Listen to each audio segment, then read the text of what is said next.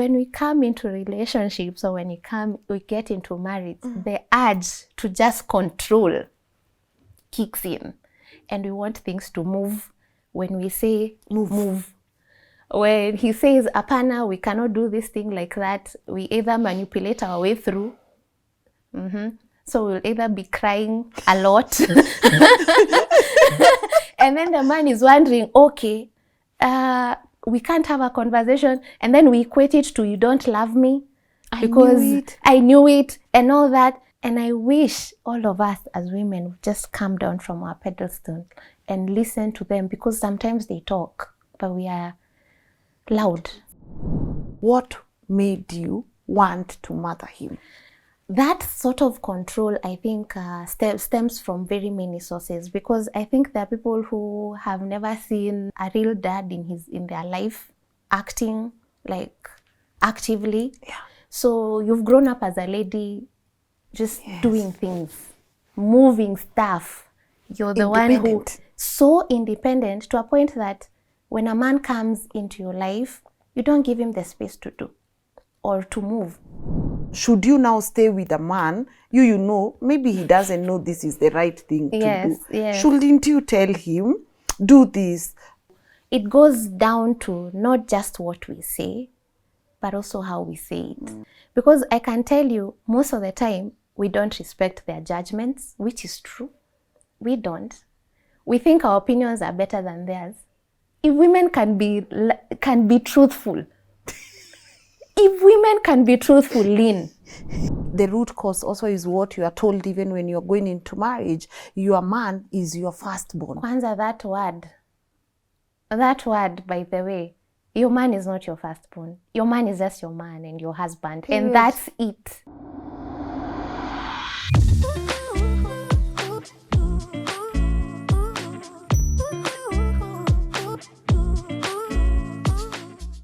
A very good morning to you and a warm welcome to LNS Rebuilding Restoration Series. My name is Lynn Ngugi, and guys, you might want to take a pen and a notebook for this one, because it's time you stopped mothering your man. It's time you stopped making your man a man baby. It's time you actually let your man live his purpose, and it's time you actually let him lead in the best way he can. And you know, as I was doing a bit of research about today's conversation, I just realized that some women do not even know they are mothering their men, and they will be like, Akinaskia, I'm like the man in this house. I feel like I'm the one who does everything in this place. How can this man be man enough? But what actually are you doing wrong? Did you initiate it, or did you start mothering because he started fathering too? We are going to have an amazing conversation with a woman I knew she would be the right person to be able to walk us through this conversation, because if there is one thing mothering your man is going to do, it's going to lead into resentment, and it's going to be a part of why your marriage possibly never works. I'm about to let her introduce herself and walk us through today's conversation. But before I do that, of course, I want to say thank you so much to the amazing partners that make this show happen. I have always said production is not a walk in the park, and you do need people who are able to hold your hand so that you can be able to walk through this journey. Allow me to say thank you to Kings Developers Limited for sponsoring today's conversation, and our people at Tap too. And just to remind you, Kings have beautiful apartments for you, and I've said it's very important for you to work with an ISO certified company so that you don't get yourself in trouble. So later on, you are not like Lynn, you told us about these houses, but they are disastrous. So do walk to our people at Kings Developers Limited. Their offices are at Prism Towers, and they have apartments, high-end, medium range, affordable housing, and they also have flexible payment plan. So go have this conversation with them if you are looking into owning a home, and I know they will take good care of you. And also, if you are watching this from diaspora and you're thinking of sending money to your loved ones here back home, why don't you use Tap? It's very fast, reliable, and you do get 10% cash back if you use my promo code Lynn on your first ever transaction. Guys, it's on your first ever transaction. So that means you're using TapTap for the very first time, and then you transact with it, use my code Lynn, and you will get 10% cash back on the figures that are showing on your screen. It gives me great pleasure to be able to do this job and do it with you guys. We are heading to 1 million subscribers. By the way, sorry, I have Homa coming up. But every time I look at our channel and see the journey that we've walked together and see the videos that we did a long time ago. I was chilling yesterday with Abel and he was like, "Where me, I knew you when you were at video number 6. And now we are almost 400 plus videos on our platform, and we could not have grown this network without your help. So I appreciate you. Continue subscribing, continue recommending our work, continue sending us that positive feedback and criticism so that we can be able to improve and bring you content that has the ability to impact lives. And also to say a huge thank you to everyone that makes this production happen. We do not take you for granted. So shukran sana. And now without further ado, please allow me to let my guest introduce herself so that she can be able to walk us through this conversation. Sunshine, good morning. Good morning. How are you? Lynn? I'm good. Your lipstick is number? It's called Pioneer. We are pioneering. Pioneer. Pioneer. It's called Pioneer. Maybelline. Maybelline Pioneer. Oh, mine is Maybelline, but New York matte.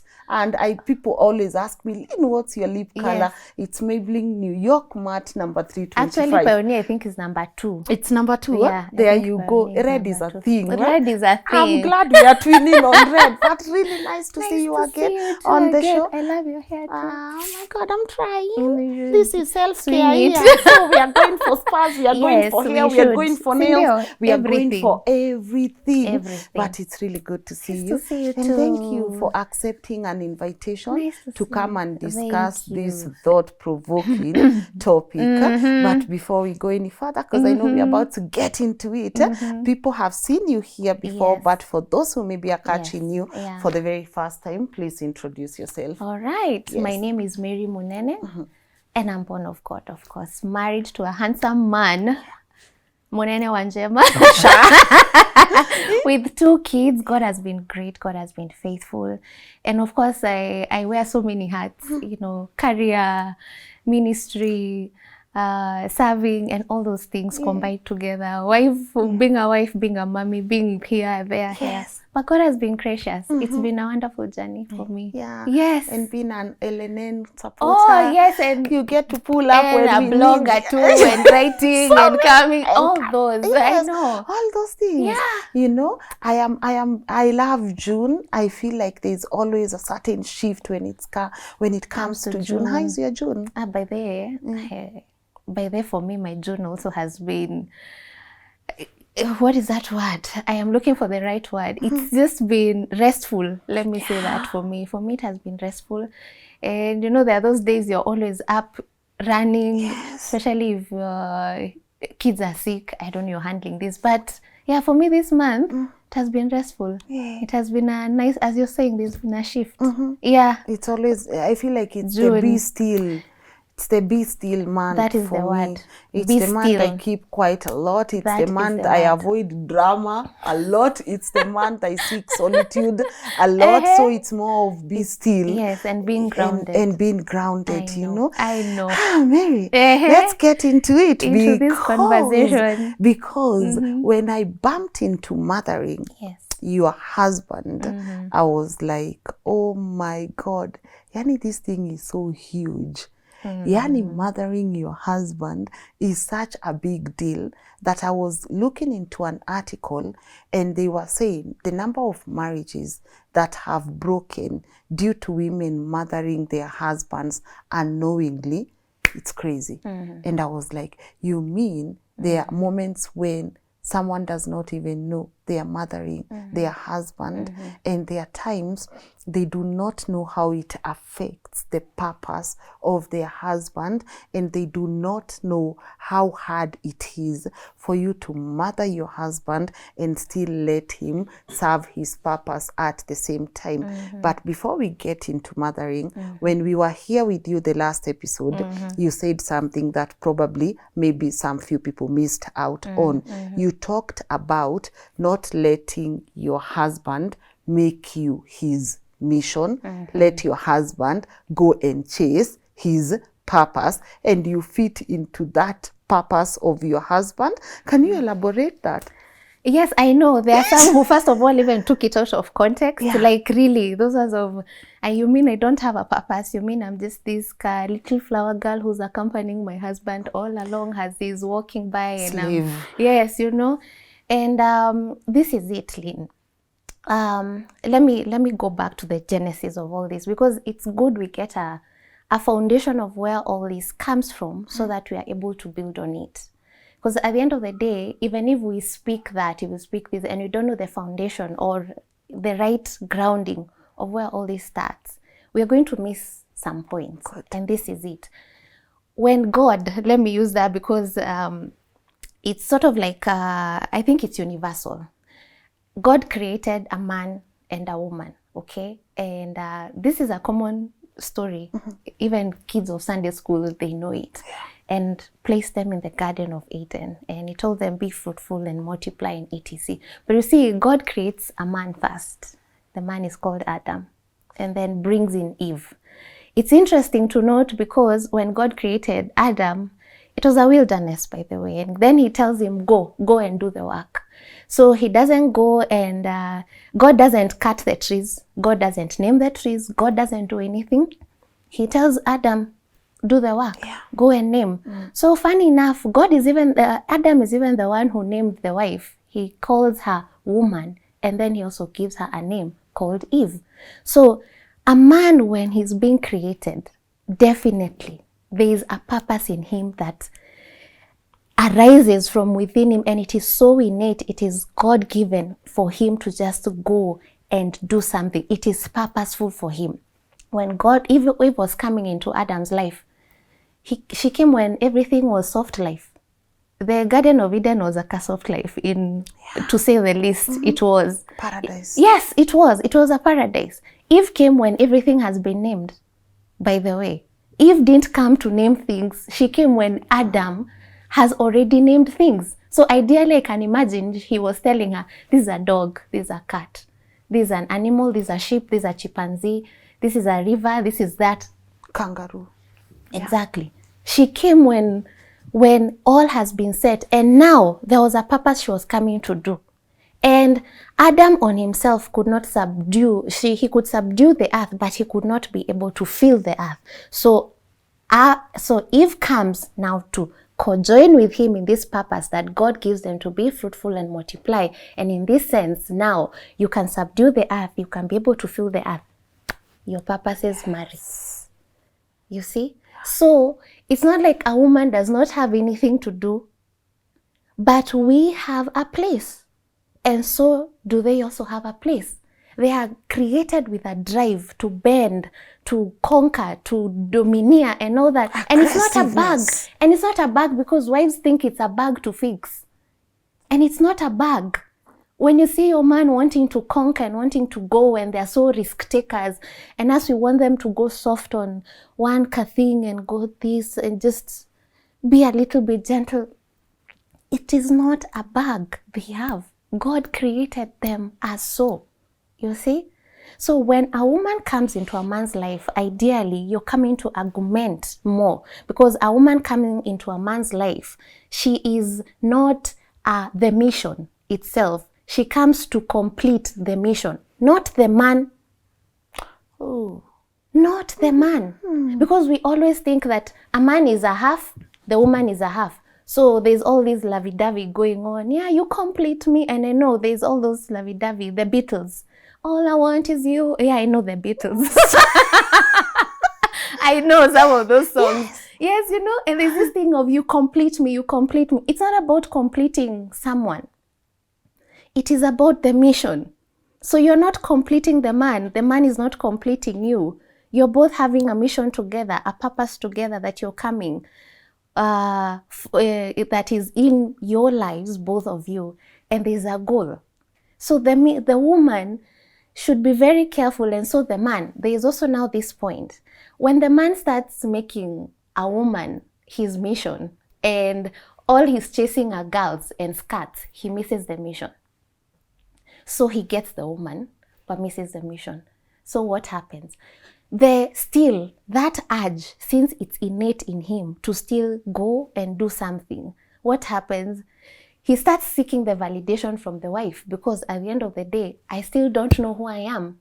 Because as a man, you're supposed to have a fraternity of brothers who are very forthright. Your manhood should also be stemmed out and can I say be dig, or can I say kupalilia, yeah, that's the word. Yes. Yeah, someone should toil through with you from the time you're a son, from the time you're a baby, all the way to sonship, and then you become a husband, and then you become a father. Even men go through those stages. And for a son to be a father, there has to be a way, or there has to be someone who has shown you the way of masculinity. And this, I see it because I've seen it from my daddy, I've seen it from my brother, I'm even seeing it through my husband. There's a way, there's a channel that masculinity follows. And for him to be a father, there has to be an imitation he's coping from. So sonship is all about imitation. You're imitating someone. So you're imitating your father, you're imitating the men around you. You're basically pulling whatever they are doing and etc. And that's how a man grows. And men go through that. And so is our women. Women, before you become a matriarch, before you become a mother, someone has taught you the way of femininity. You see? And that's why it's very important for us to have, as much as and we all want that ideal family, of which, and I understand there's some circumstances where our families cannot be ideal in terms of mommy and daddy being there. But even if a mother isn't there, or even if a daddy isn't there, a boy should be able to be exposed to other boys, even if it's in church, an uncle or someone, so that they're able to grow their masculinity. And so the same to women. A lady should be able to be exposed to such sides so that you're also able to thrive in your femininity. It's not about competing, you see? So if a man misses his mission and makes the woman the mission, he starts seeking his validation from the wife, or from his girlfriend, or from whoever.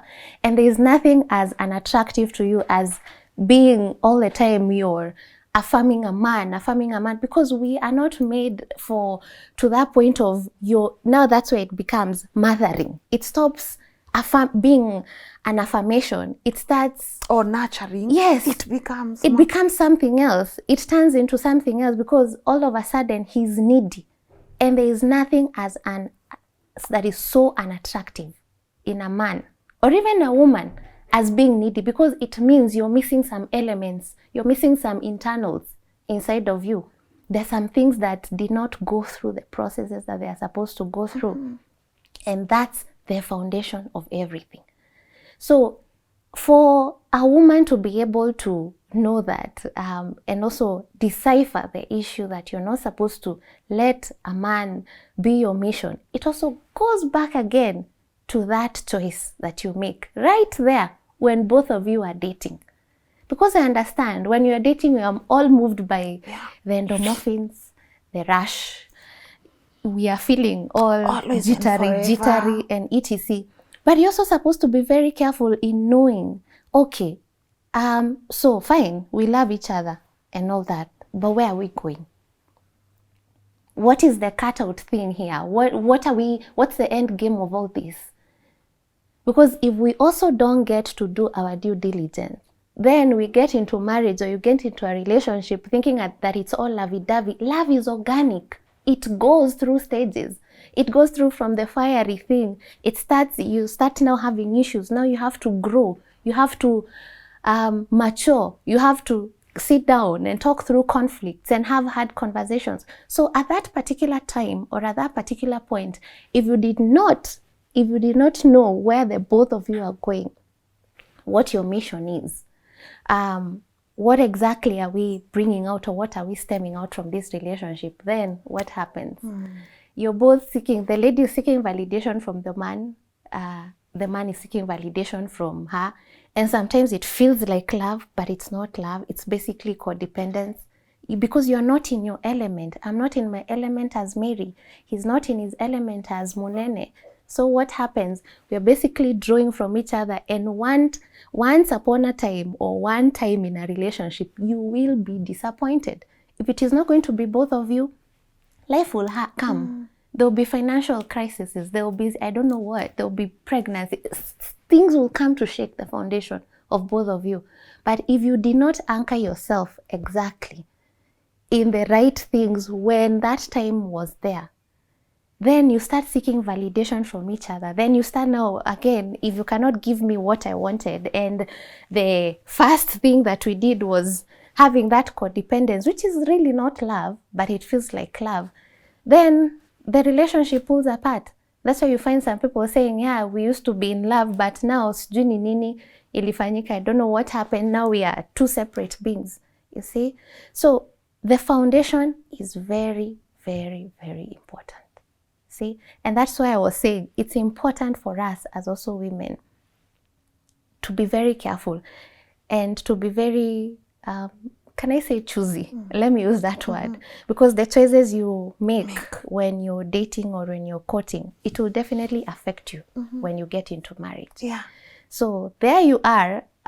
Even for men, as much as I know men love, the choosing and etc. and they like fine girls and etc. Yes. They should also be very careful with where they also extend that invitation to. As much as we should be very careful, they should also be careful in who they're also choosing, because the right woman will magnify your vision as a man. The wrong one will kill you. And that's why the Bible is so clear that a woman is a crown to the husband's head, but a wrong one is like rottenness in his bones. So you can imagine being equated to rottenness.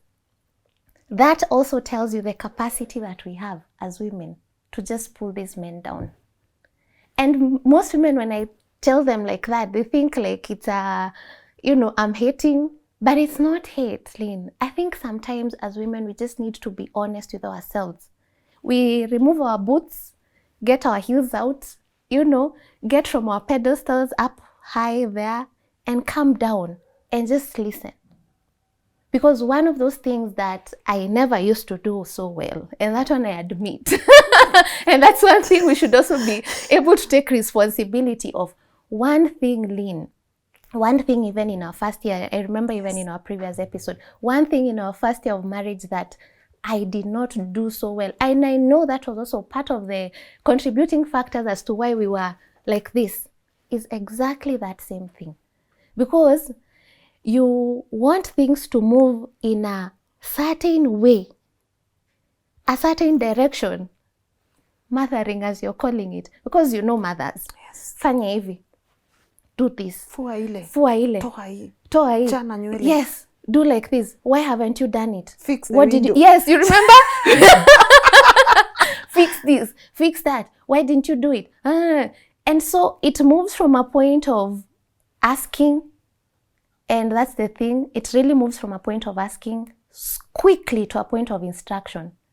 And even Proverbs tells the young, it talks about the instructions of the mother. Funny enough, it talks about the teachings and instructions of the mother being a garland on someone's neck to a child. Because what does teachings and instructions do? It fixes you to a certain direction. And we are not called to be mothers to our husbands. Yeah. We are called to be wives. A wife is a complement. A wife is someone who aids your mission. A wife is someone who comes in and does what you might not be able to do, and possibly even sometimes has more capabilities than you as a man, you see? So the first thing is, I think both people have to be very whole. Yes. In the elements that they are in, so that you're not feeling like the other person is the one who's coming to give you your identity, is the one coming to give you your purpose, is the one coming to give you your drive. No. Otherwise, you will be so dependent, and that's what is happening to women. I know most women, we get into relationships suck us. You become overly dependent on the relationship. You give yourself over to relationships, and it is not bad to give yourself into a relationship, yeah? But there has to be that mutual tangle dance, some sort of like a yin and yang energy. You see, there are two opposite energies, but they complement each other so well. And that is the thing. The dance of marriage or the tangle of marriage should be in such a way that it's a dance. But this dance, who is leading? Because Lynn, if I've been in a tangle dance, and trust me, two people cannot lead in a tangle dance. You will step onto each other's toes very many times. So there has to be this person who is stretching out the leg and you follow. And then there has to be the other one who's showing you, let's move this direction, and you follow. And then there has to be this person who spins you and you spin. Yes. And that's how a tango dance is so beautiful. But if both of us are lifting the hands and then the other one is putting them down, it becomes a whole total mess. And that is one thing that I did very well, proactively. Not giving my hubby the space to be who he is.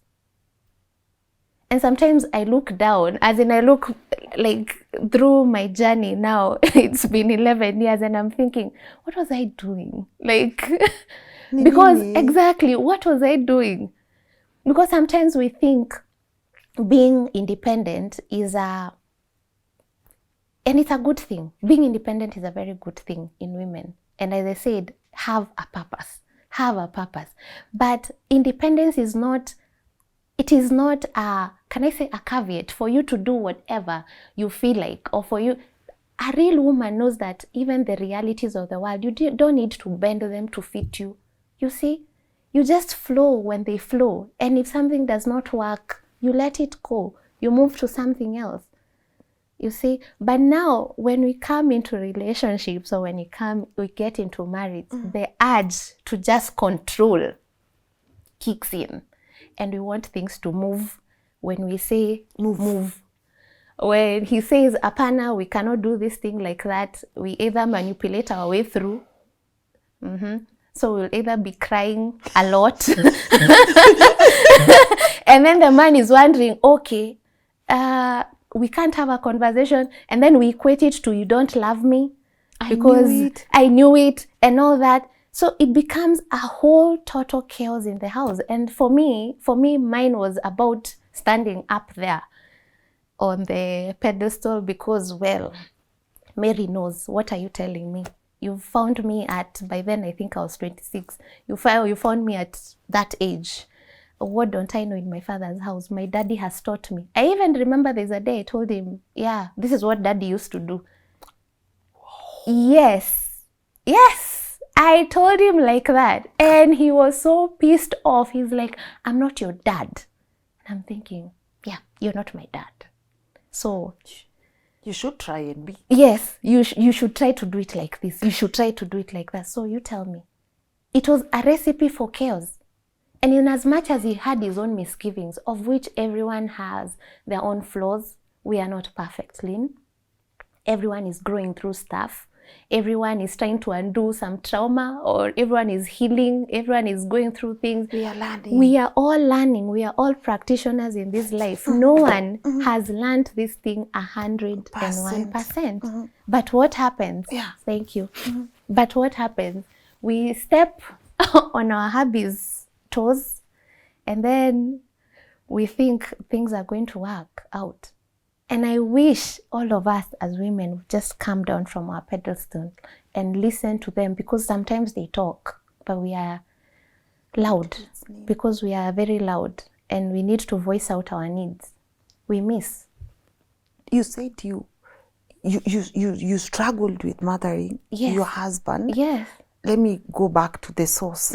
What made you want to mother him?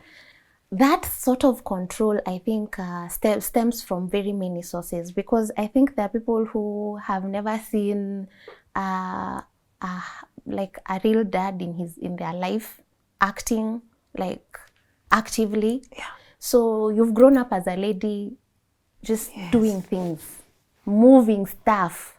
You're the one who so independent to a point that when a man comes into your life, you don't give him the space to do or to move. So there are people in that category. But for me, I was not in that category. I think for me, it was just my personality, or just the way I've seen things done now in the house. Now for me, it was more of the comparative part. You see, you've grown up with a father in the house, and now you do not know, or you've not deciphered in your head that now you're married, and you're married to someone who's not your daddy. So let them lead as they want to lead. So for me, it was more of comparative. No, dad never used to do like that. Dad used to do like that. So he's wondering, do I look like your daddy here? I'm thinking, Goma, did you marry your daddy? Yes. By the way, that's what he asked me.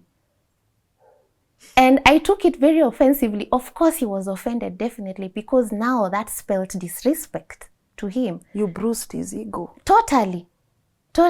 And we think, and if there's something, yes, we think men are prideful, but it's not pride. It's how God just wired them.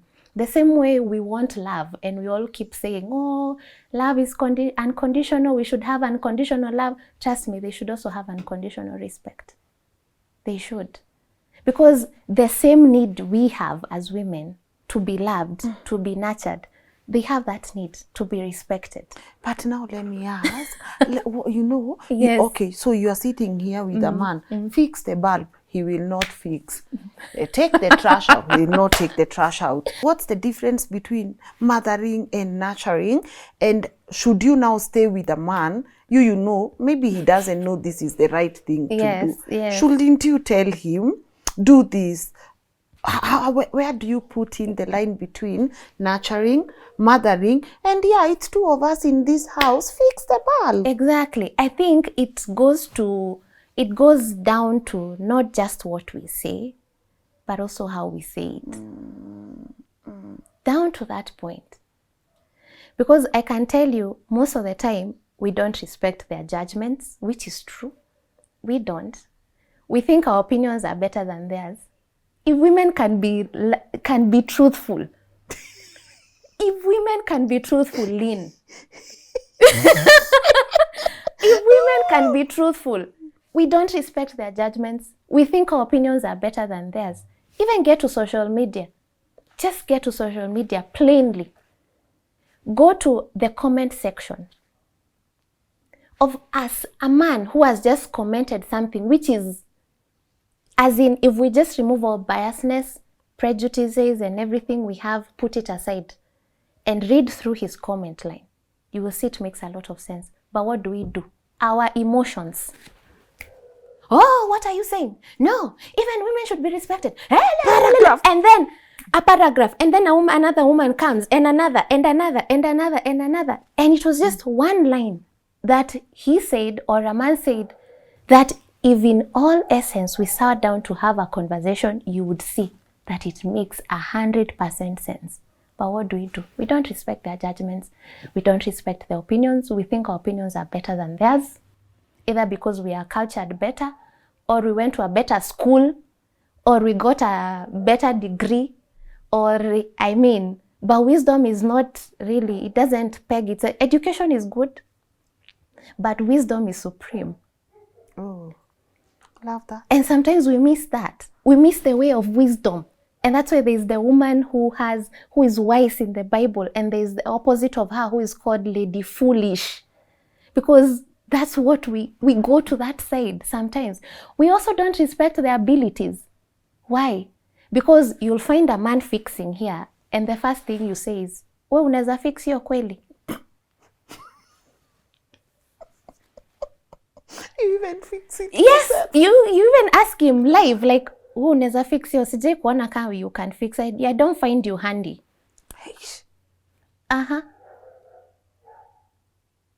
And then we always assume the worst of them. Yes, you will see him seated, and the first thing is that you not assume the best of it. Like maybe he's tired, he just wants to rest. What will you assume the first thing? Lazy. Exactly. That is the thing. And it's not sometimes because that's the constant thing that he has shown you through in the house, because now that's different. You know, he's not shown you consistently that I'm a lazy potato coach. It's only that one Saturday he has come and he has sat down and he's watching football. But you as a lady, our instincts when we get to the house, Lynn, my instinct when I get into the house is not to sit down. My instinct is, have the kids eaten?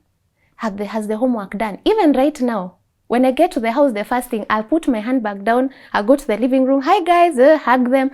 Have you guys eaten? Okay. Have you showered? Has your homework been done? Yeah. And sometimes it takes my husband to tell me, honey, can you just relax? Sit down. Just breathe in, keti chini. It's okay. Just breathe in, breathe out, breathe in. Even if they don't shower, they'll not die out of not showering. Yes. First of all, relax. But you'll find him seated watching the TV. Just on one day, one Saturday afternoon, you've come from work, you found him watching maybe even it's a repeat of football, and your head goes like, yeah, this man cannot help anything in the house, because we assume the worst of them. We really do. So how do you say it? How do you say nicely, take the trash or fix the bulb, or you're getting late, or do your hair, or how do you say it nicely? And I think the way the Bible talks about our mouths being seasoned with the salt of grace, that's where... Mouth? Women. Yeah, as in everyone's mouth. But I think for women, because our mouth... It's extra season. It is. We need extra seasoning in our mouths, by the way. We do. Because even in how we communicate to them in a manner that is... So it's like a principal talking to a background. That's how we talk to them, by the way. At first, when you're dating, both of you are calling yourselves, you were calling each other, honey, babe, oh, yeah. But now you get into the house and all this thing is happening, life is happening, and then you realize, oh gosh, yeah, what kind of a man is this? So what do you start?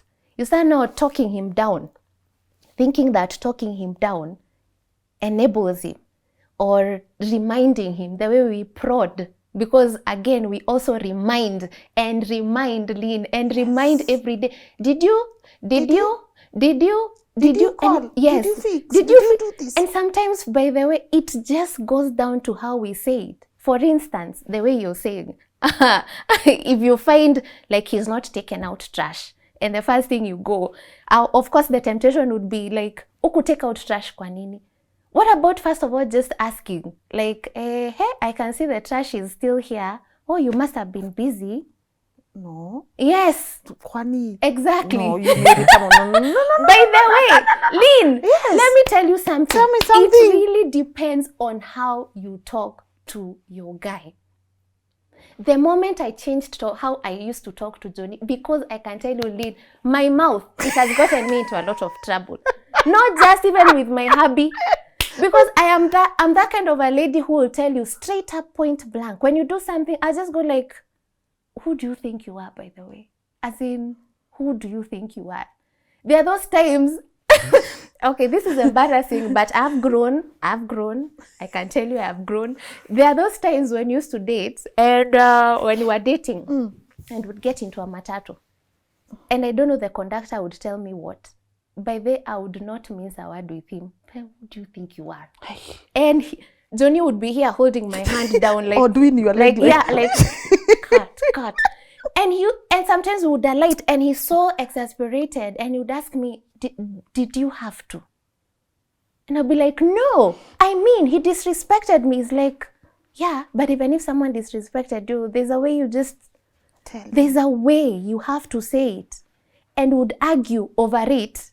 And now we'd even forget we even had an issue. Maybe we had an issue, both of us. Now it would be an issue of how I am talking to someone else. And now that went to the house.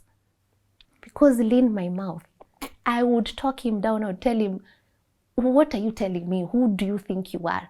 Look, hakuna kitu unaweza fanya hapa. Yeah, I can fix it if you can't. See, I cannot fix it. I can, by the way. It's not that I have not grown in a home that I was not taught to fix. I was taught by my daddy to fix 1, 2, 3, and I would count A, B, C, D, E, F, G, H. Yeah. So what does that do to him? In as much as he would want to fix, or in as much as it's not that he's not a handyman, he would, but he would just back down. He'd be like, yeah, sawa, you do it. And that's what happens when men start hearing disrespect once, twice, thrice in the home. They retreat inwards.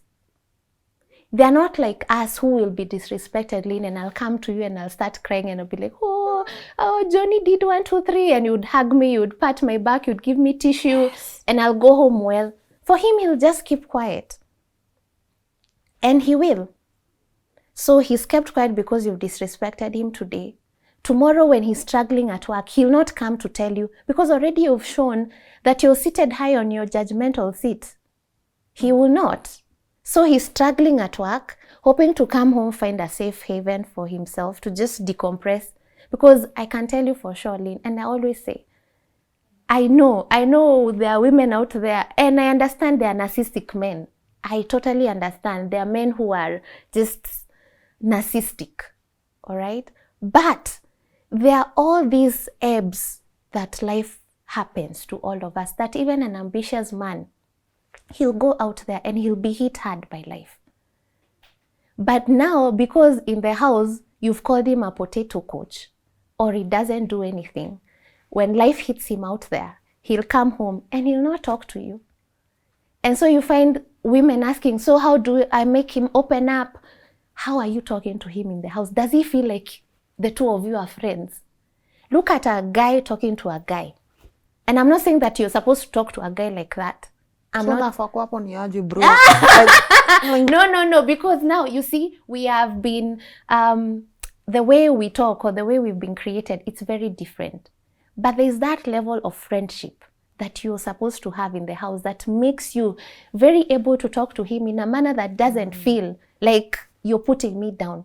So, Lynn, if I'm your friend and I come to your house and I find trash there, you know, I'll not just start calling you, hey, Lynn, leo unakuanga mchafu aje. There's a way I'll ask you, hey, Lynn, kwani, what's up? This week you've been, how busy? And your books are not arranged. Ni kuarrange ama utaisort? Not those ones. Not those. Yes. But you see, there is that way that you can be able to talk. The how. That communicates vulnerability. At the end of the day, it communicates friendship. And also it communicates that I get you. Because all that now has to be concocted together. Because men, again, with their priorities, maybe he doesn't prioritize taking out trash, but he has prioritized paying school fees. But then so he's thinking, that one, because I've paid fees, it's okay. And so there's this taking out trash. But the moment you make it look like he's not doing anything in the house, like there is nothing he's contributing to in the house, Lynn, I can tell you for sure, they retreat inwards. So for me, personally, my own personal experience, I changed how I used to talk to Johnny. So he would fix something so small and you would see me there. You would think I am the something of the Champions League. Because I'd be like, whoa. In fact, I would just, overtly exaggerate. So be like, you did that. Seriously. Yeah. By the way, I stopped being this critical woman because I was so critical of every tiny little thing. And instead of that, I changed how I spoke. And women, the moment we just change how we speak to our men, the moment we let down this feeling that we are the ones who have better opinions, we don't even ask their opinions. We don't. Lynn, we don't. Because men just need that. What do you think? It's just as simple as, hey, by the way, there's this and this option. What do you think? Should we go with A or should we go with B? Let him give you his thought. But sisi tunakujanga, everything has been cut out.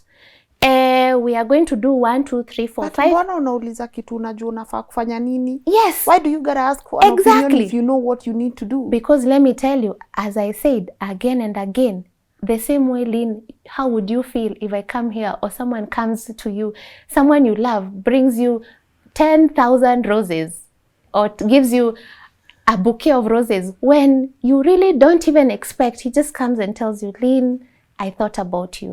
I love you. You see the you see the thingy you said. You see the yes. That is the to them. That what? Yes. That what? Yes, that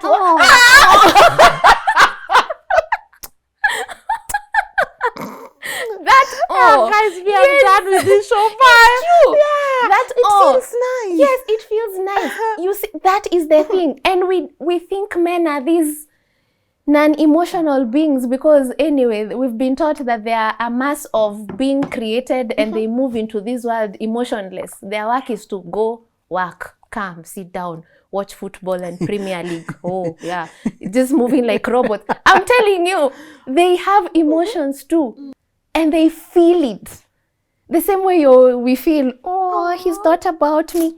It's the same thing. When you come to ask him for his opinion, for his judgment, for a so obvious thing, that's exactly how he feels. He feels regarded. But don't you think the reason why women have man babies or why women mother their husband, the root cause also is what you are told even when you're going into marriage, your man is your firstborn. Kwanza, that word, by the way, your man is not your firstborn. Your man is just your man and your husband. And that's it. This thing of being... And I wish we can change that narrative. And I'm praying that it changes, of course, with our generation and Generation Z and Generation Alpha. Yeah. It's changing. But I also think how we speak, or the mothers that are talking to the young ladies and etc. I think also the way we just... can I say change? Because there's usually a level of tilt or skewness, especially with the older generation, in this sense. Women used to be trained so much. Women used to be empowered, and they used to be told, when you get into the house, do like this, do that, do that. But now men on the other side, they never used to have men who would tell them the reality of things. They would tell them, when you get into the house, you're the man. Speak. Hafai kuongea. Peana koti. Kaa chini. Let her chakula. serve. Yes, But let even her the serve. kids can't Blah, blah. eat before you exactly. get home. So do you what kind of thing? So you see, those are some of the... By the way, I call them, those are toxic teachings in all manner of truth. They are. Because now you get into marriage and you realize marriage is for both of you.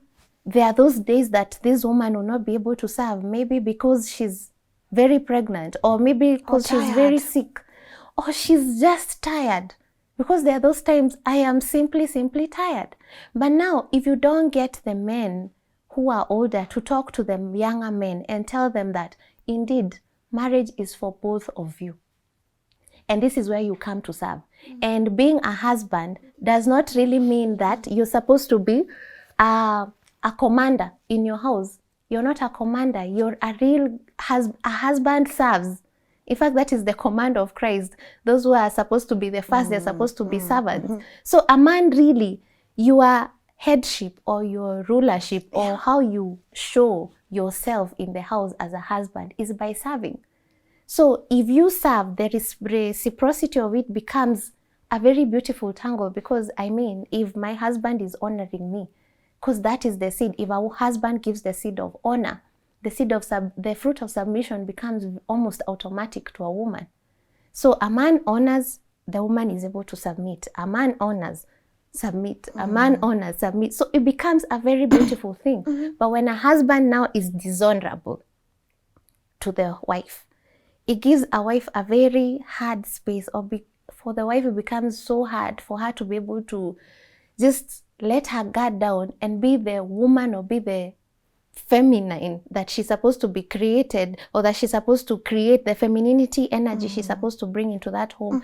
It becomes very hard for her.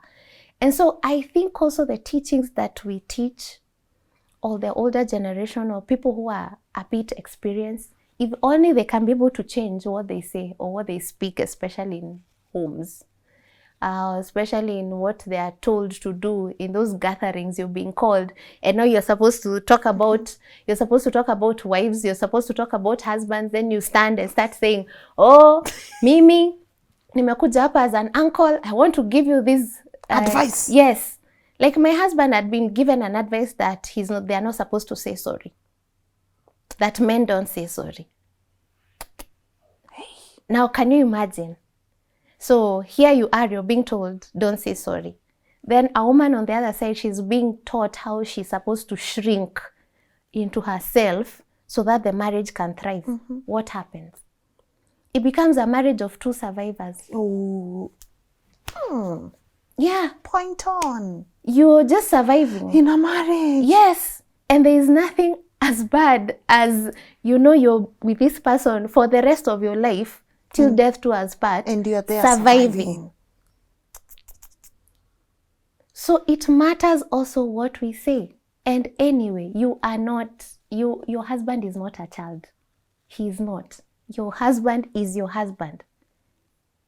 And if women can get that into their heads, that a husband is a husband, we should honor them for who they are, their function. First of all, God has created them. That is their space. So what if you have one who is not serving their purpose or their function? You get another one. By the way, let me start with this first of all. Go back, choose right. And before you get to that point where someone is saying that you have someone who's not serving their purpose, you have someone who's not serving their function or etc., choose right. They chose wrong. Choose right. Yeah. Because that playing field is wide. The playing field is wide. Lakini, how we choose, what we say, we are moved so fast with the depth of the pockets, we forget character. And money can go. Anytime, money can go. Once you can be a very rich guy today, tomorrow you're in hospital, I don't know, paying what sorts of bills. Money goes. But most of the time we forget character. So what happens nowadays? We have ladies chasing paper. Oh yeah, it's better kulilia kwa range instead of a sijui what. And no one is glorifying poverty here. But what I usually say, as long as a man is fluid, clap, cheer on. You can do it. You can do it. Cheer on. Ladies, they just need to be very extra careful with what they choose or who they choose, because if they don't choose right, if they don't choose a man with a purpose, and it's always written on the wall, the red flags are always written on the wall. You'll always see this man is either sloppy with his stuff, he just sits down, doesn't want to do, always asking for money. And yes, he can be able to go out and hustle, he can be able to go out and do 1, 2, 3. But no, the writings are always written on the wall. We don't want that kind of a man. We want the man who's already made. And of course, the men who are made, they are mostly married. Because a married man, once upon a time, he was down there, also hustling his way through. He didn't have the money, he didn't have the network that he has, he didn't have the net worth that he has. So what do? We mostly start now chatting or finding married men, and you're touching yourself as a side chick right there. You see? So choosing right is very, very important from the onset. But now you see, when you get into marriage, dynamics happen, Lynn. There are so many dynamics that happen. You can even get married to someone who was on the right path. But at the same time, once upon something, it happens and he falls out. He stops being either faithful, he stops providing, because there are so many dynamics in marriage that both of you should work on. Because, as I said, love is organic. It goes through seasons. It goes through stuff, you see. So if you get into marriage, again, without the mindset of working it out, mtaachana tu. But that doesn't mean that because a man, at now today, you've seen him not taking out trash, you leave and go to another one. By the way, no. Because dynamics in marriage happen, Lynn. There are so many things that would cause us to be either straining, you see, because most of the time it's not really like a cut out thing that we are straining because of ABC. We could strain because of finances, and at that particular time, your man is not on the optimal, you see. You could have that. We had dipped, even one of the experiences we had was a financial crisis we hit, and it was so bad, Lynn. It was so bad, and still it was on those early years. It was so bad. I can tell you we fought. We fought because my husband wanted a certain type of investment and I wanted a different type. Lakini, well, nikamwambia whatever. And he was also like whatever. So what we went and invested in at that particular time, it dipped. And as usual, Mary, who was she? Si nilikuambia. Nilikuambia. I told you. So at that time, when your man is so vulnerable, yeah, that is the time we even get our hammers out and our heels and we gonga now properly. I told you. You see? And he's already feeling a failure anyway. He's feeling that he's disappointed you. So how you handle such situations, it really matters and on how you're both going to go. So at that particular point, I did not handle it so well. I didn't. And so we strained, Lynn. We strained. Oh my God.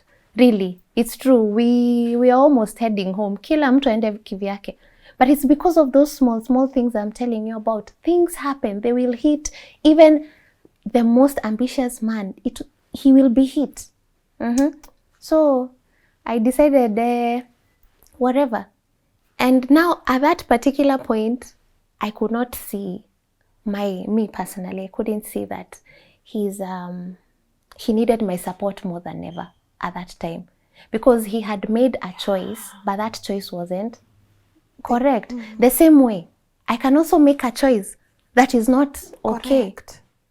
I can decide to invest in one thing and then it goes south. At that time, do I need someone to remind me how my medulla oblongata is not working well? No. You see? And that is the thing, as wives. Things happen in marriage, but how we handle our men, I call them turns. How we handle them in their turns, it always matters. Because they will go through turns. Marriage will go through a turn. You'll get a child, the child will get sick, maybe they'll pass on. Both of you are handling grief. Most of the people will lean onto the side of the wife because she's the one who carried the baby, nurtured her, forgetting that the man is also grieving. Oh, yep. And his grieving might be very different than yours. But now because you want him to sit there, take out tissues, wail like you, because now he's not wailing and he's not, calling neighbors and calling support and being 24/7 on the phone, being called by your girlfriends, we're thinking he's not grieving. And yet he is. When we went through miscarriages, my husband was grieving the same way that I was. It's only that for me, I will be in a corner, sulking with a cup of coffee, asking the Lord 1,001 questions. For him, he would still be out, working. And he would come home and he would hug me. And I would think, okay, he's not grieving. Yeah. And I would start wondering in my head, and it's tempting to think that this man does not care enough because he's not wailing like you. He's not processing things like you because we want them to process things like us. And so the marriage starts training. You start thinking or you start assuming, the way I said, you start assuming the worst of him. We don't assume, could he be grieving? But maybe how he's grieving is not the same as me.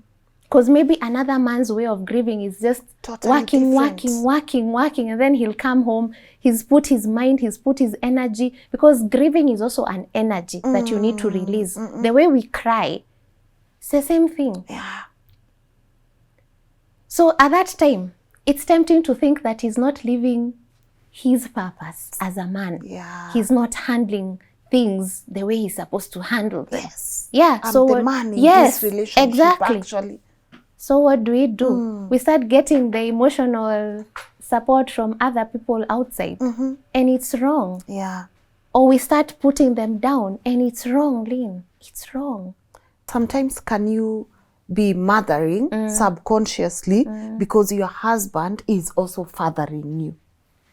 There's a very, can I say there's a very thin line there's a very thin line to that. And I think it goes back again. It goes back again to what I was saying. If both of you don't live in your elements, you'll be finding yourself really drawn into validity. You see, yes. You're pulling your validation, because what does a daddy do? Validates the daughter. A lot. And so what will happen when he's not there to validate you at that time?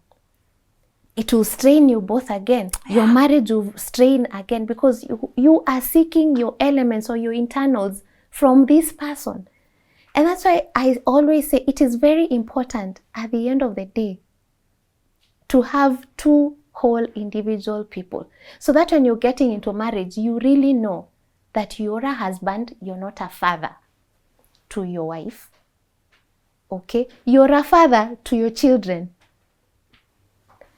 The same way a wife is, the same way on the other side, you're a mother to your kids. You're not a mommy to your husband, because those needs are totally different. My children's needs are very different from my husband's needs. Very different. In as much as there's the part of affirming, but how I affirm my kids is not the same way I affirm my hubby. Yeah. How my hubby affirms our daughter and our son is very different from how he affirms me. Because how he'll affirm me in a sense of, we are two adults here who are grown, who have the mindset, who can even take in correction the way we are supposed to take in correction. But if I'm affirming you, or if I'm validating you in the sense that I'm validating my kids, what does that show? What does that tell me about the marriage? We are two immature people who are not growing. Because if every day you have to validate me the way he's validating my daughter, or the way he's validating my son, then there's something wrong with me. I'm not growing. I am not taking in. And marriage requires the maturity to even have hard conversations. Sometimes you'll not have hard conversations with your children, as in a manner that is so hard. You will come to their level. But in marriage, you don't come to someone's level. You are both at par.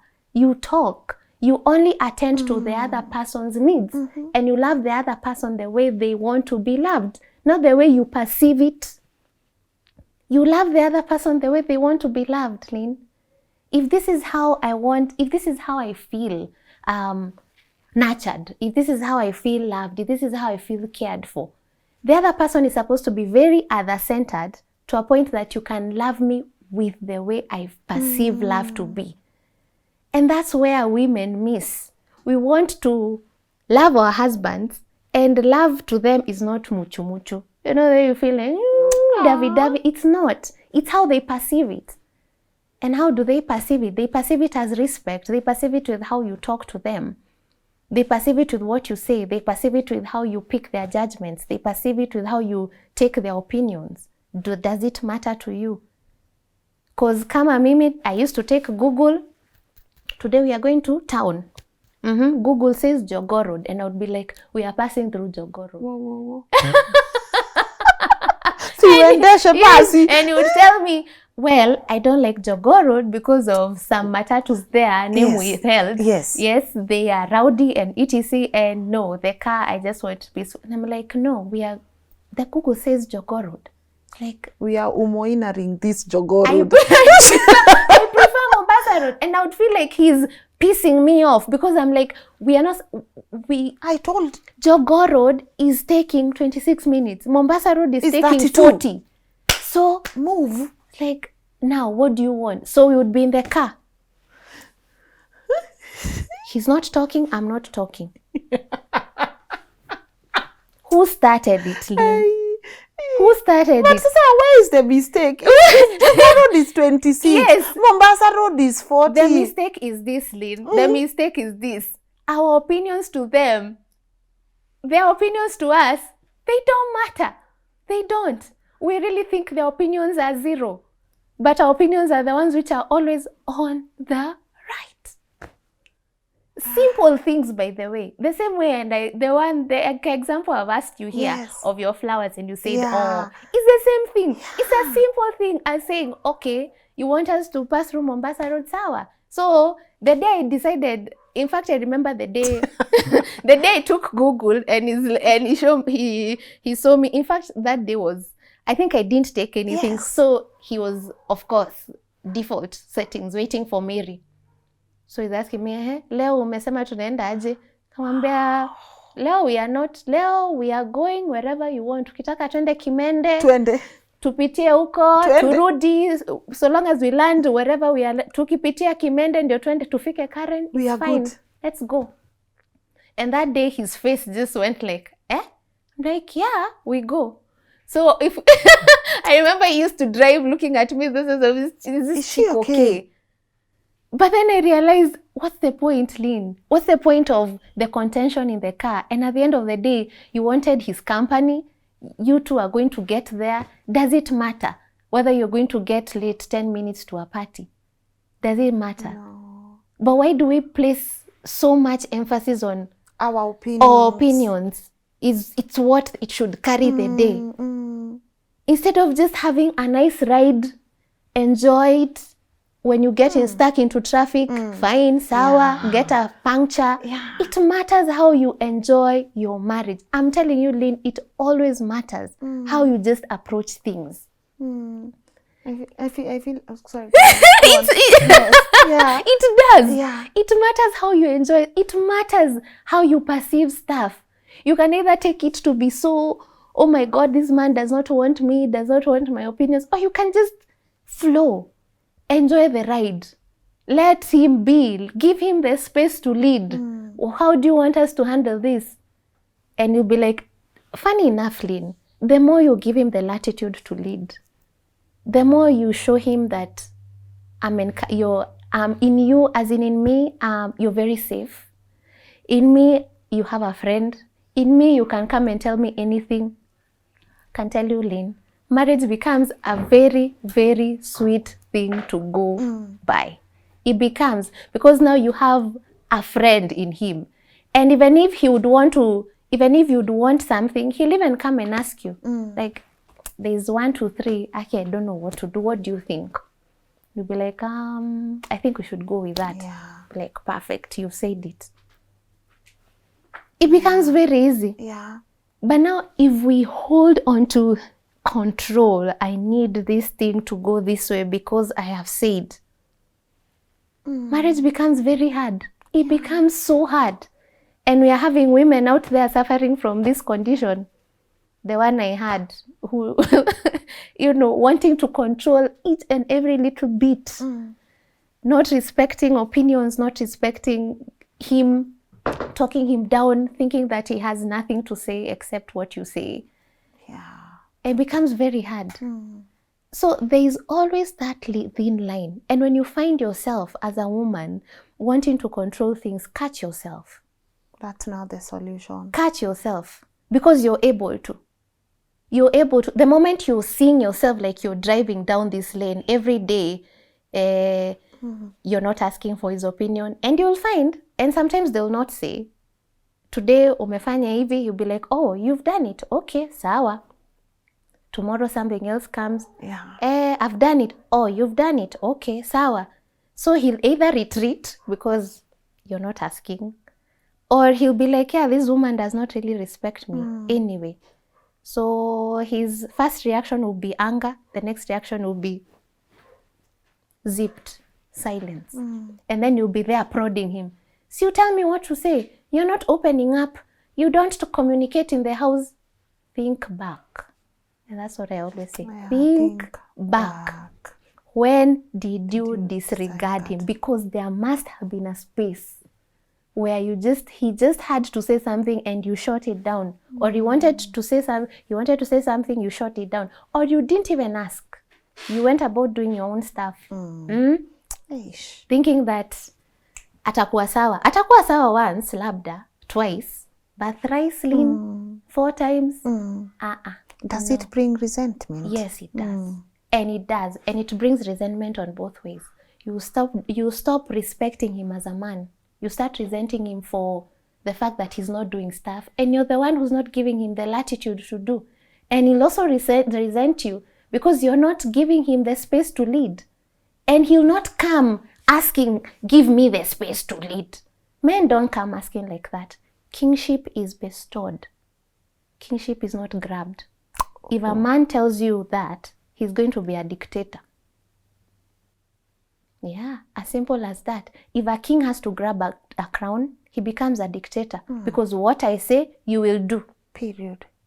But God calls us to be king, to bestow kingship to our husbands. We are crowns. In fact, a king, even in the old days, he never used to be a king without a crown being put on his head. And we are crowns. We are the ones to go and bestow kingship on our husbands. And you tell him, yeah, take it over. Yeah. Tuende. And when a man is given that, even his innate responsibility, it kicks in. Because you'll be like, yeah, and you know, this is my responsibility to lead my home. I'm to be the protector. I'm to be the provider. I'm to be the priest in this home. I'm to lead my family. So if he's feeling like every time you're giving him the latitude, you're telling him, hey, honey, by the way, I love what you do. I'm proud of you. Those are some of the words. Sisi, we like being told I love you. But how many women out there have you told your husband, I'm proud of what you do? Or whatever you did today. Good. That was good. Yeah. So in a nutshell, please don't stop telling them what to wear. They are not kids. They'll figure it out. See, I'm thinking. Let me tell you, you're saying that. When I met my husband, he used to wear pepekale trousers. And I can tell you for sure, hizo trousers zilikuwa heavy, lean. Trouser. No. He used to wear. my hubby used to wear pepekale trousers. Kabisa na long t-shirts. In fact, I remember asking him, Aki, why? But because he has such a nice body frame, and I'll be like, you know what? So I decided, instead of Ati saying you don't know your taste of clothes, I got him some very nice clothes, and I told him, on Sunday I'm dressing you up. So he'll be like, okay. So dressed him up once. In a sense, you do the way you talk. The how, as I said, the how is very important. It is very important. So I bought a whole set, head to toe. I put them there. I remember I went, I told him, today I'm taking you for some dinner. By then I took him, we came home. So he found everything. Then I'm like, Sunday, this is what you're going to dress up. So he's looking at those trousers and he was telling me, inaka tight.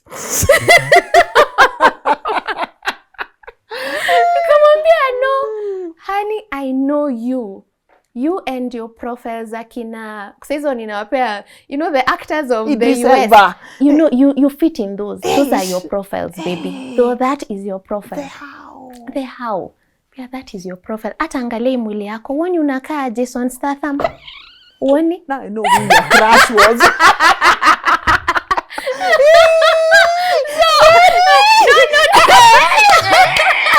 He knows. Now I love Jason, so moving on swiftly. Yes. So and I'm like, let's dress up. So he dresses up and I'm like, look at you. Angalia tu.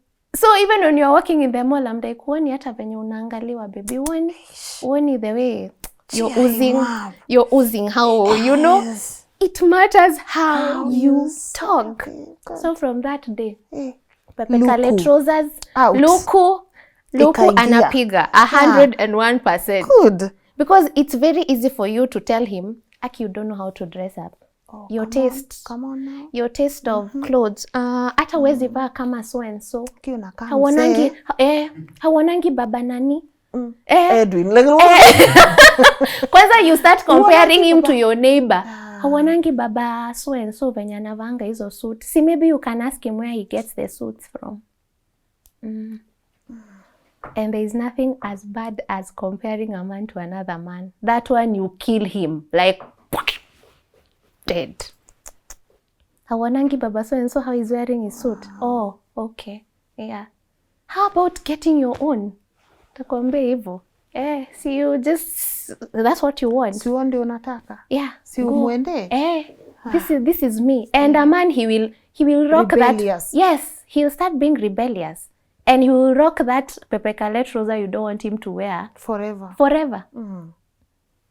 Wow. And you just had a simple way of saying it. The how. The how. How do you talk to him? But we've not mastered it. And it will be forever a battle. A battle for us. Because in how we talk, it also shows how submitted we are to them. And I know women hate that S word, submission, because it feels like you're women submit to your husband. Be Proverbs yes, 31 right. woman. Yes, and we are read for all that. But we forget that there's Proverbs chapter 5 and chapter 7 that also talks to the men. Oh, tell us now. Yes. Hapo sijafika kwa Bible. Ujafika hapo? Yes. As much as we are told in Proverbs 31, for them they are told everything in Proverbs chapter 7 of that strange woman who was attacking, not even attacking, who was flattering the man. And even that brings me to another point. Men are not really flattered by sex because we always think that's it. That woman in Proverbs chapter 7 verse 5, and that is one thing that wives, I think tunaingianga kwa marriage, we throw it here, we forget. They are flattered by words. That man in Proverbs chapter 5 and verse 7, he followed that woman just because of words. Words. The Bible says, na akamwambia, oh, my lover is gone. Come, I have spread the linen on the... Yes, I have spread the linen on the bed. The bed sijui is smelling of what fragrance. Come, we shall be with you till sijui that's the our what verse of the rest of the year. It was just words. Sima style deadly. No, because tunafikiria ni masomasots. There are no somasots. They were not there. Words. Missionary to the end. Because we think it's... Because we think... Uyoni Karo, your health coach has taught me this bad manners. I'm telling you. Because... see, Karo. Because that's what we think. We think ni somersaults. It's not the somersaults you're giving there. It's words. Unaweza toka hapo umemsomersaultia the whole day. Alafu there's nothing alafu apatane na mwenye anamwambia my husband anamwambia my friend, the bed has been spread na with linen. Yes, and words. Sense. Anamwambia, the way you just talked in that meeting, I have never had anyone as bright as you. Na wewe asubuhi ulimuita aje? Dogomodhi. You got him, man.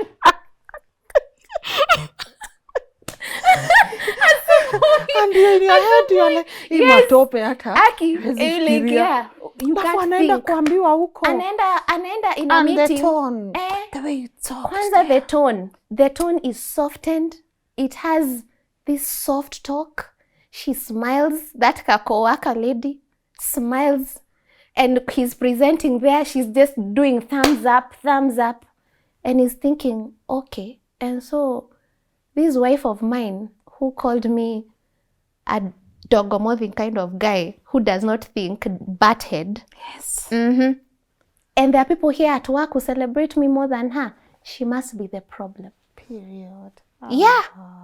She must be the problem. Yeah. And so you find a man who is overworking, staying late. I have projects. Yeah, he likes staying outside.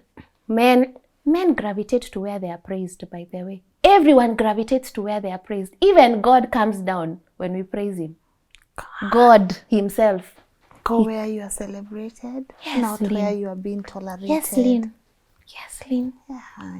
So, people out there clapping for him, you in the house. Calling him names. Putting him down. Telling him that he doesn't... your bulbs. And your windows. Telling him he doesn't know what to do, when to do, and how to do it. What do you expect? It's gone. Hivyo imeenda. Flattery. It was just flattery. And if only women can get that secret right there in Proverbs chapter 7, by the way. Verse 5. Delilah, she didn't do anything. She just used to call Samson, mwambia, lay your head here, brother.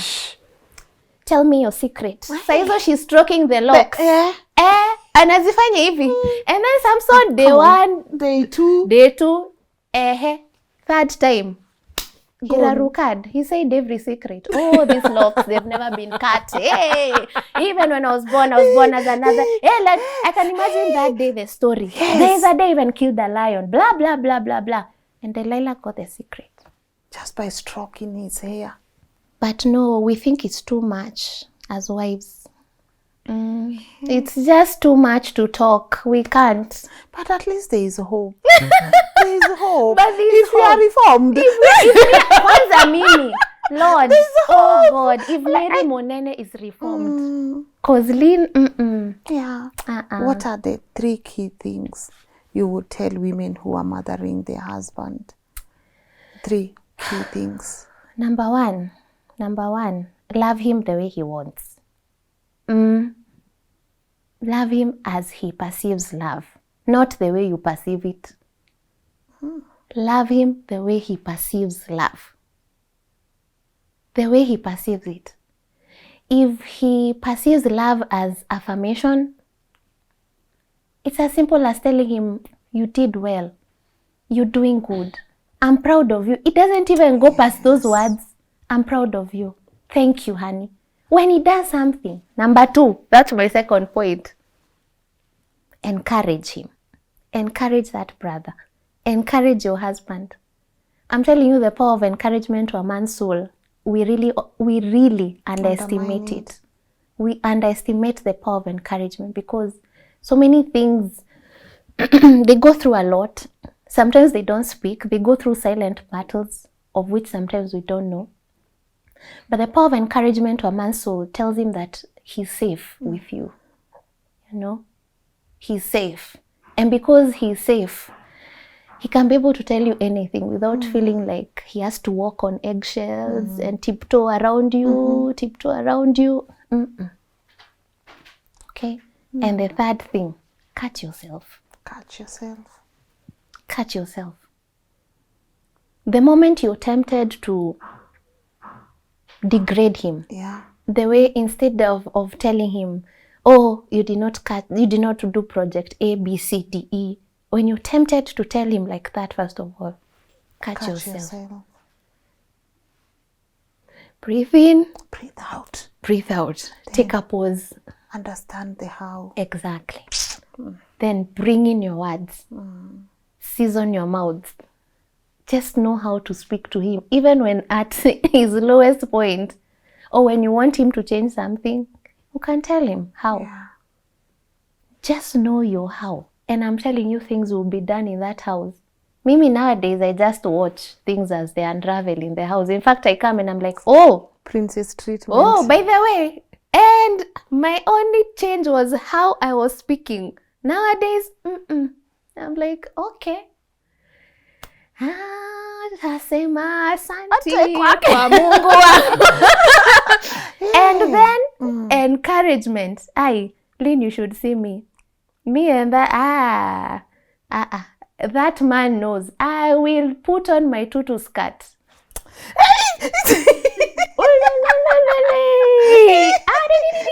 What did you do again? Yes, and I say those ngemis like no man's business. Sometimes he calls me silly. He's like, Aki. But no co-worker is outdoing you. No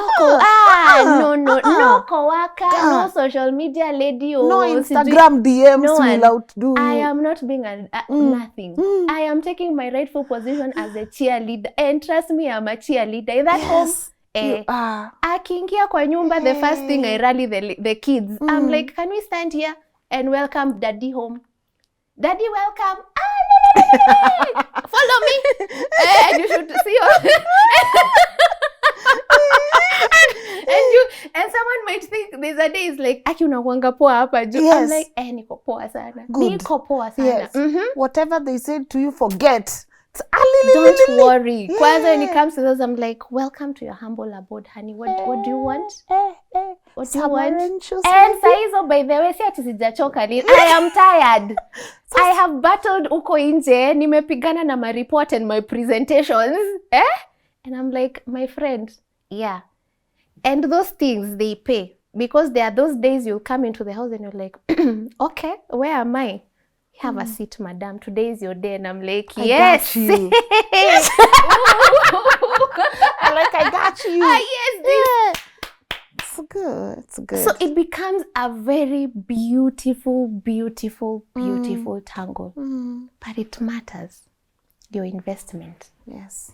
It matters your investment. There's a safe investment in how we speak. A very safe investment. The returns are high. Very high. Very high. But the moment we are putting them down, like you don't know what you're saying. You don't know what you're doing. A project, Baba so and so. Ng'ombe. Uko cheesy. Upstairs, yeah. Even a condo is better. Lynn. So women, I just wish they would. I am praying that first of all, they will not take it out of context. And I mean that you become a carpet rug. I'm not a carpet, by the way. I'm not a doormat. Because the more you elevate your man, the more he elevates you. It's as simple as that. As in, you'll just be radiating wherever you go. The returns are high. The returns are very high. Thank you, Mary. Thank you. I want to wind up. Are you good to wind up? Oh, yes. You sure? Oh, yes. You know, it even took a completely different direction. And I feel like that's what we really needed. You know, the truth from the foundation to just from the foundation A to Z, you know. But I'm so happy we had this conversation, and I'm sure the comments or the comment section, I really want to know. Our people are very. I love our audience. One thing I love my people for, even if they disagree, they'll disagree respectfully. It's true. That so, is very and good. I always tell them every person's opinion. It matters. So let them put that feedback for us on the comment section. But I'm sure there are some who would also want to get hold of you, get in touch with you, send you a DM here and there. Can you remind them where they can connect also they can with you connect and me. your work also? You have a couple of books too. So share that. By the way, that's true. So Mary Munene is my handle on IG and on Facebook, Mary M. Munene. You'll find me there. Send me the messages and etc. Whatever you want to say, it's true. But I really hope that they've gotten something. Marriage Chronicles too. We also engage people there. And definitely with our books. The last time I told you I'm working on restocking them on Nuria. Yes, they are just about to. Get to Nuria. Yes, they are just about to. So praying for my child, singleness and godly pursuit, they'll be there. Beautiful. In a couple of days. I love that for you. But I appreciate this conversation. Thank you so much. I can't wait to see the next one we have. I can't wait to see the next one that comes from this. You know, as I said, I really do appreciate you taking your time and all coming. There are those people you get to host and you are like, I want to keep them forever on our platform so that we can be able to gain from your wisdom. I don't know how many marriages will be restored. I don't know how many people will call themselves kwa kamkutano. I know some people are now asking, maybe it's the how. Maybe it's the how I told him to take off the trash, this and that. You know, it's a good conversation to have. It's a challenging one. It's a challenging one. You want one. to feel like you want to walk on eggshells because you don't want to rub people the wrong way. Exactly. But then again, with the statistics I was seeing and the numbers, and especially when people don't know they are doing it, when women don't know that what is affecting their marriages is because they are mothering their husbands, you know. Me, my take home, the way you've said, you know, catch yourself. Catch yourself. Well, just catch yourself. But anyways, allow me to let you go. What is your parting shot to our people? Well, my parting shot is this. I am praying and I'm hoping that that they will learn. That they will learn. If I got reformed, because I can tell you I was a chronic chronic means at a point where our marriage could not be salvaged. But I also had to learn. I came down from that pedestal of feeling that everything has to go my way, everything has to run my way, I need to control situations, and just give my man the space to lead. So give your husband the space to lead, because he has it in him. He has it in him. And even if he does not lead perfectly, provided he's leading progressively, cheer him on. Cheer him on. As long as he's fluid. He might not move with the speed of Subaru. He might not move with the speed of Ferrari. But as long as he's moving, even if he's moving at a snail's pace, he is moving. He's getting there. It might not be perfect, but it's progressive. At one point or another, he'll get the speed. He'll be there. So cheer him It's not on. perfect, but it's progressive. That's beautiful. I appreciate you. Thank you, Lynn. Plug why you Hey, kwanza, this one, she's ama called... watutumie rate card, ama tuwatumie rate card kwanza, but anyways, wape. Oh my It's God, so she's cute. called African Inspired. Go So to her cute. page. She is very, very good with this. She does some very nice stuff. So cute. She's, as in, you go to her page, you'll Yes. just be spoiled of choice. So African Inspired, thank you for this. Yeah, let me plug them on the screen, Yes. guys. Check them out on their social. It's so pretty. Thank you so like much. it's such a beautiful Thank look, you. you know. Thank you so much. Sasa nikwambia nywele utaniona na hiyo And, next, cause nywele kama and- zako bado ziko Nywele utaniona. Nitakuona kando, si ndio? See you guys. It's been amazing. Say hello to your family. Yes, thank and you so honestly, Mary, thank you for honestly Thank you. walking us through this. Oh, thank you know, you. I was sitting and I was like, oh my God, now who will walk us through this conversation? I didn't think twice. I was like, Mary, for some reason, the intuition, the spirit, the energy just sent me your way. And now I understand why and I see why. And congratulations on your books also being restored. Please take them. I love Nuria. It's my to-go place Yes, they are so good. for books and stuff, because I feel like they've really supported They really support our African, Africans. yes. So it's really my to-go-to place. So I honestly love that for you. And I hope people can also check your socials, because there's a lot of wisdom that is always spread there. And as I said, I can't wait to see where this conversation takes us next. Don't forget, you are now a member of LNN. I am. Yes, I so am, by the so way. we gonna see you soon on I'm going to another see you topic. soon. We gonna Again see you and soon, again. again and again. Again and again. All right, and to you my people, woi, leo najua kila mtu anajikuna like you know, unajua zile ukweli watu wapendangi ku admit, and then you're there. Even me, I'm here, but even me, I was like, you know, I was just, even me, I'm just like, ata mimi, Scholar is telling me to wipe my foundation, people who struggle with oily face. Even me, by the way, I was just there struggling with both of you, with all of you, and I'm like, what is my take home also from this? It's a lot, but I said I am a fan of us having meaningful conversations together, and I am a fan of us brainstorming. Leave me that feedback on the comment section. What did you agree with? What did you not agree with? What would you want Mary to come back on the platform and help us tackle?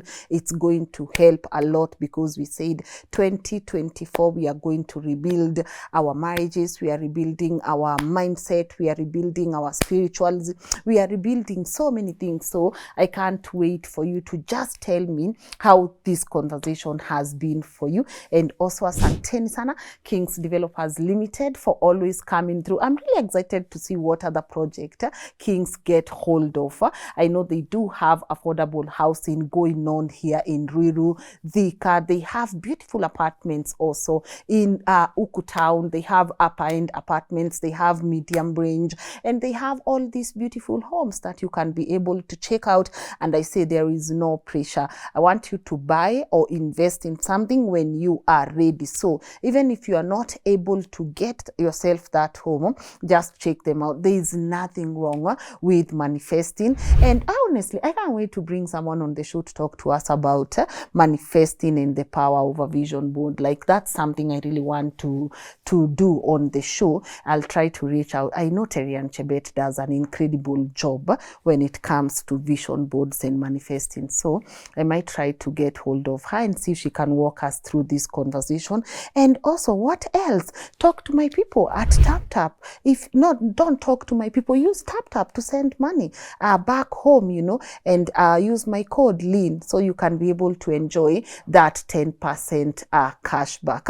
Also, send your people money through M-Pesa or their bank accounts. They are very fast. They have great rates and they have amazing services. Even when we've experienced something sending money and there was a bit of an issue, we've reached out to them immediately and they've sorted that for you. So I really do appreciate the partners I get to work with, and also the incredible team at LNN for making this conversation happen. I say you get to see me in front of the screen, but it takes an entire team to make sure that we continue giving you guys insightful conversations, one story at a time. Could you please subscribe?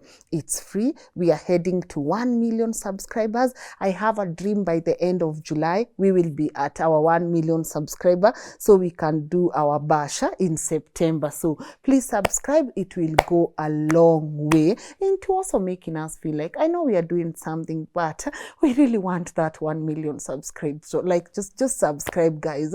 It will really make me feel great. Other than that, what else? Have yourself an amazing day. I'm gonna see you guys tomorrow at 10 a.m. Bye-bye.